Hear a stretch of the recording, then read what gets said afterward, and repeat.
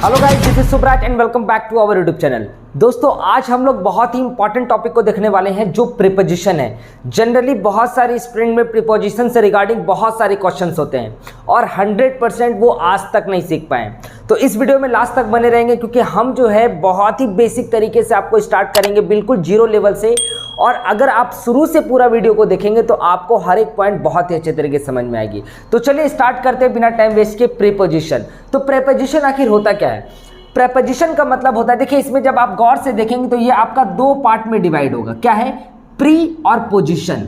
Pre का मतलब क्या होता है? पहले। प्री का मतलब होता है पहले और पोजीशन का मतलब होता है जगह। पोजीशन का मतलब होता है जगह। जो भी शब्द किसी नाउन और प्रोनाउन के पहले लगकर, याद रखिएगा, जो भी शब्द किसी नाउन या प्रोनाउन के पहले लगकर नेक्स्ट जो सेंटेंस होती है या फिर वर्ड होती है उसके साथ संबंध को बताता हो, उसके साथ रिलेशन को बताता हो, उसे हम लोग प्रीपोजिशन बोलते हैं।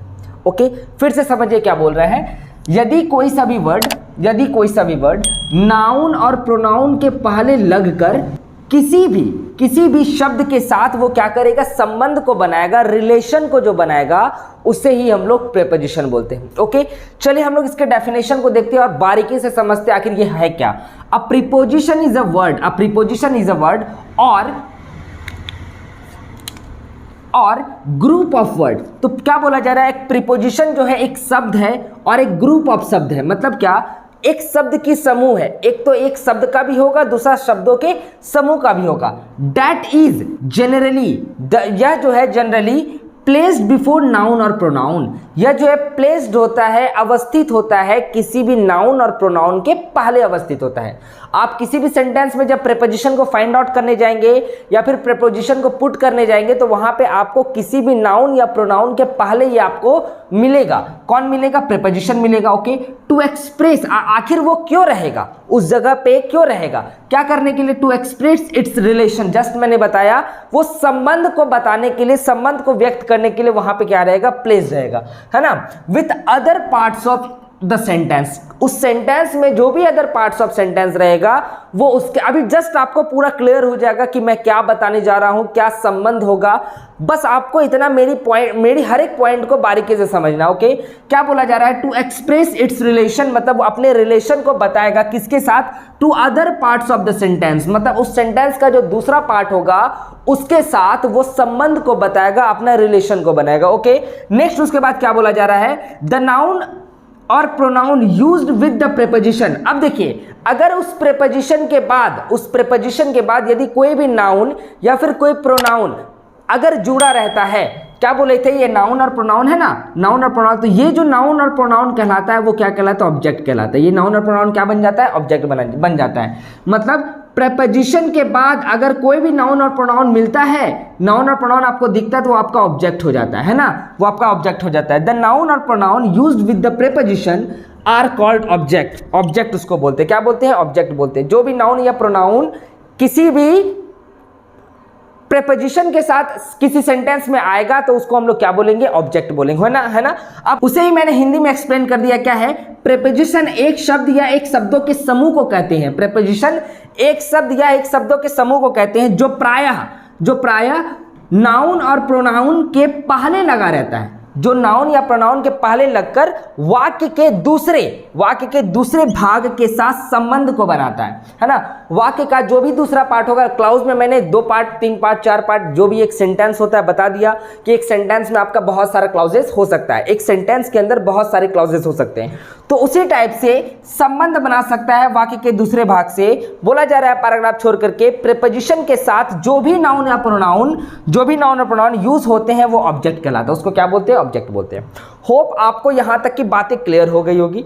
अगर आपसे नॉर्मल डेफिनेशन पूछा जाए तो आप क्या बोल सकते हैं? A preposition is a word which is shows the relation between noun और प्रोनाउन और other words, other parts of sentences बोल सकते हैं। A preposition is a word which shows relation between noun और pronoun with other parts of the sentence, है ना। Other parts of the sentence हम लोग नॉर्मल ये स्टेटमेंट बोल सकते हैं।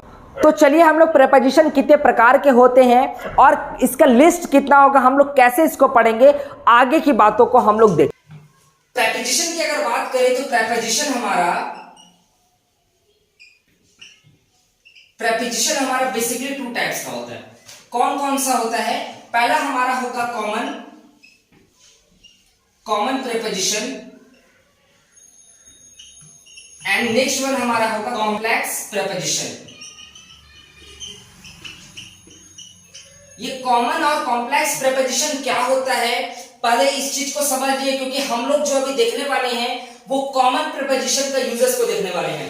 देन उसके बाद हम लोग कॉम्प्लेक्स प्रेपोजिशन में जाएंगे, इसका यूजेस क्या होगा बारीकी से, क्योंकि प्रेपोजिशन एक ऐसा चैप्टर है जहां पे हर एक बच्चे, हर एक लोग कंफ्यूज में आते हैं। तो हम लोग इसको विद प्रैक्टिस जब तक करेंगे नहीं तब तक ये हमारा क्लियर होगा नहीं। प्रैक्टिस से भी पहले हम लोग का काम आता है क्या कि एक बेसिक नॉलेज। तो प्रेपोजिशन का जो हम लोग का बेसिक नॉलेज होता है उसको पहले हम लोग को बिल्ड करना है ना। तो ये प्रेपोजिशन हमारा दो टाइप्स का होता है, पहला कॉमन प्रेपोजिशन और दूसरा कॉम्प्लेक्स प्रेपोजिशन। कॉमन प्रेपोजिशन आपको बेसिकली जो दिखेंगे वो 40 to 50 प्रेपोजिशन दिखेंगे, जिसमें आपका एग्जांपल में जैसे आपका रहा हो गया फ्रॉम, है ना, फ्रॉम हो गया, ऑफ हो गया, इन हो गया, ये सभी जो आपका होगा वो आपका क्या होगा, कॉमन प्रेपोजिशन के अंदर में आएगा। अभी जस्ट हम लोग उसके लिस्ट को राइट डाउन करेंगे, आप लोग उसको उतार लेंगे, है ना। बात आती है कॉम्प्लेक्स प्रेपोजिशन की। कॉम्प्लेक्स प्रेपोजिशन क्या होता है इसे समझते हैं। ये समझना थोड़ा सा डिफिकल्ट है क्योंकि इसके लिए आपको फ्रेजेस याद करना पड़ेगा, और इससे पहले मैंने फ्रेजेस का लिस्ट आपको प्रोवाइड कर दिया है। अगर अभी तक आपने फ्रेज नहीं देखा है तो अभी आप डिस्क्रिप्शन में जाइए, वहां पे मैं फ्रेज का लिस्ट दे दूंगा, आप वहां से डाउनलोड कर सकते हैं। तो आखिर फ्रेज क्या होता है मैंने बहुत ही अच्छे तरीके से उसमें एक्सप्लेन भी कर दिया, सारी चीज मैंने बता दिया। तो complex preposition just like phrase होता है। क्या होता है? फ्रेज होता है। जैसे मैंने लिखा डील इन, क्या लिखा? डील इन, और मैंने लिखा डील विथ। अब जरा आप देखेंगे तो आपको अगर प्रेपोजिशन की लिटिल नॉलेज भी होगी तो आप यहां पहचान जाएंगे कि यहां पे आपका प्रेपोजिशन, दो प्रेपोजिशन लगा हुआ है, इन लगा हुआ है एंड विथ लगा हुआ है ना। तो अब अगर डील इन की आए तो डील इन का मतलब क्या होता है, और डील विथ की बात है तो डील विथ का मतलब क्या होता है। डील इन का मतलब होता है व्यापार करना। क्या होता है? व्यापार करना। ओके, ये एक फ्रेज होती है, इसका मीनिंग अपना अलग हो जाता है ना। डील इन, व्यापार करना। और जब हम लोग डील विथ की बात करेंगे तो डील विथ का मतलब होता है व्यवहार। क्या होता है? व्यवहार, है ना। आप उसके साथ कैसा नेचर रखते हो, इसका मतलब ये होता है। अब देखिए यहाँ पे वर्ड तो हमारा डील एक ही था, बट जैसे ही यहाँ पे प्रेपोजिशन चेंज हुआ तो इसके मीनिंग में क्या हो गए, चेंजेस आ गए, है ना। तो बेसिकली यही बातें होती है कॉम्प्लेक्स प्रेपोजिशन में। इसकी भी आपको मैं लिस्ट प्रोवाइड करूंगा, बट सबसे पहले हम लोग लिस्ट किसको देखेंगे, कहीं कहीं सिंपल प्रेपोजिशन भी बोलते हैं ना, कभी कहीं पे सिंपल प्रेपोजिशन भी बोलते हैं। ये हालांकि ये सिंपल होता नहीं है। आपको प्रेपोजिशन में आपको डरा नहीं रहा हूं, मैं आपको कुछ नहीं कर रहा हूं, मैं आपको बस हकीकत से रूबरू कर रहा हूं कि ये प्रेपोजिशन एक थोड़ा सा टफेस्ट चैप्टर है, जहां पे आपको पेशेंस के साथ, प्रैक्टिस के साथ, विद बेसिक नॉलेज के साथ सीखना पड़ेगा, है ना। तो चलिए हम लोग यहां तक की बातों को देख लिया, अब हम लोग देखते हैं किसको, कॉमन प्रेपोजिशन या फिर सिंपल प्रेपोजिशन के लिस्ट को। तो चलिए अब हम लोग देखते हैं सिंपल प्रेपोजिशन के लिस्ट को, जिसको आप लोगों को हर एक पॉइंट को बारीकी से पढ़ना है। जैसा कि देख रहे हैं यहाँ पे लिखा हुआ है सिंपल प्रेपोजिशन और कॉमन प्रेपोजिशन। तो सिंपल प्रेपोजिशन की जगह आपको बहुत सारे बुक में कॉमन प्रेपोजिशन भी लिखा हुआ मिल सकता है, तो बिल्कुल आप लोग कंफ्यूज नहीं करेंगे। जैसा कि देखिए यहाँ पे लिखा हुआ है, मैं वन बाय वन आपको इसके वर्ड्स को प्रोनाउंसिएशन कर दे रहा हूं, आप लोग इसको उतार लेंगे। क्या बोला जा रहा है? पहला है फ्रॉम। ये सारे का हिंदी मीनिंग जब हम इस सारे को एक्सप्लेन कर रहे होंगे तो सभी का Hindi meaning with usages and also example के साथ हम लोग इसको पढ़ेंगे हर एक को। तो जैसा पहला है और, फ्रॉम, दूसरा है ऑफ, तीसरा है सिंस, फिर फॉर, बाय, विथ टाइम। अब देखिए यहाँ पे विथ के साथ कुछ लिस्ट को हम लोग पढ़ने वाले हैं। विथ के साथ बहुत सारे यूजेस को कर सकते हैं, जैसे विथ के साथ टाइम को लगाएंगे, विथ प्लेस, है ना, with object, at, with small place, with night, noon, और भी बहुत सारे इसके साथ हम लोग जब विथ पढ़ेंगे तो और भी बहुत सारे वर्ड्स को डिस्कस करेंगे।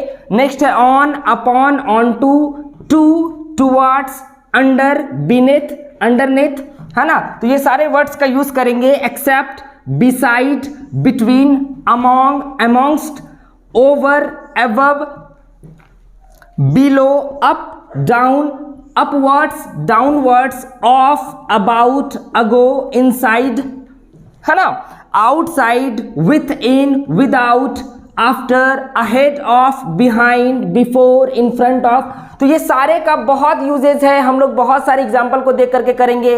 तो ये जो हमारा क्लास होगा इसको ये थोड़ा लॉन्ग जाएगा, आप लोग को पेशेंस के साथ हर एक वीडियो को देखना है और पार्ट बाय पार्ट हर एक पार्ट को समझना भी है।